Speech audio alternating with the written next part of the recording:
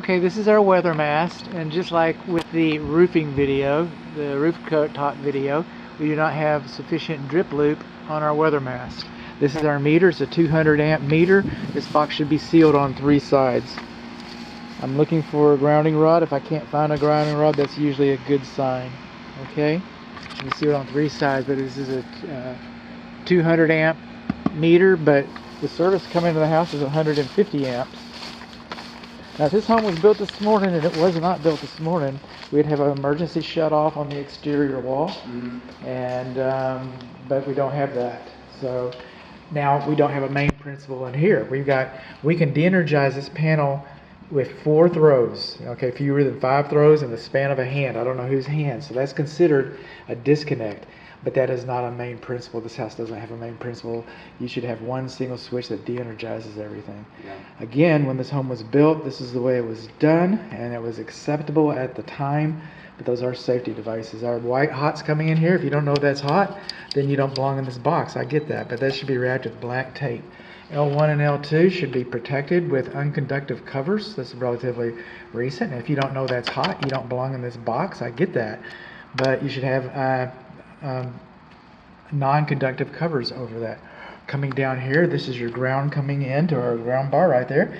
That should be wrapped with white tape. This should be wrapped with black tape. This should be wrapped with white tape. I get it. If you don't know that's the main ground going to this hole, then you don't belong in here. But you're supposed to be wrapped with white. I didn't make these rules up. You know what I'm not seeing? I'm not seeing the bonding location inside of this cabinet. Coming down here, this is our neutrals and our grounds, and so everything comes together. But on your grounds, even though these are oversized lugs, these were not designed for this purpose. You're not supposed to have, depending on the manufacturer, but you're not supposed to have more than 2 or 3 ground on a single lug. Okay, you're not supposed to have more than 1 neutral on a single lug, and you have that. You do not have any double lugging on your neutrals. But your ground, you say, oh, you can just bunch those grounds up. No, you can't just bunch these grounds up. It's 3, depending on the manufacturer, 2 or 3. You're not supposed to bundle that up there. You're not supposed to have more than 1/8 of an inch gap between the box and the drywall right there. You're not supposed to have a gap like that. This is supposed to fit flat on this. All right, if this fits flat on the wall and you've got this gap, then this panel melts down, and the fire's going to come right through there around your panel, come out and chase you down. So you don't want to get chased down by fire. So coming along in here, what do we got? Still looking, because we're lookers. Okay, this is our manufacturer's data plate, but we do not have our circuit breakers labeled, and handwriting doesn't cut it. Handwriting does not cut it. All right, it's supposed to be printed. Every breaker is supposed to be printed. It's supposed to be legible. It's supposed to be right there, weather tight, so that somebody can understand it.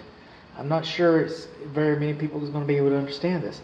Now, study this box here for a moment. You see this bank and this bank and this bank and this bank. We got 4 banks, right? All right, so we should have 4 holes going through the box, but we've only got 3. Okay, it's because this knockout spacer is missing right here. So when this cabinet is setting up on here, you can reach right in here and grab yourself a good old dose of electricity. Sure can. It'll get you. So anyway, so we're missing our knockout. Is that all there is, bud? You got the handwriting, you got the bonding location is not labeled. Well, almost. And again, remembering that this house is built in the 70s or whenever, but times have changed. Okay, well, here's something.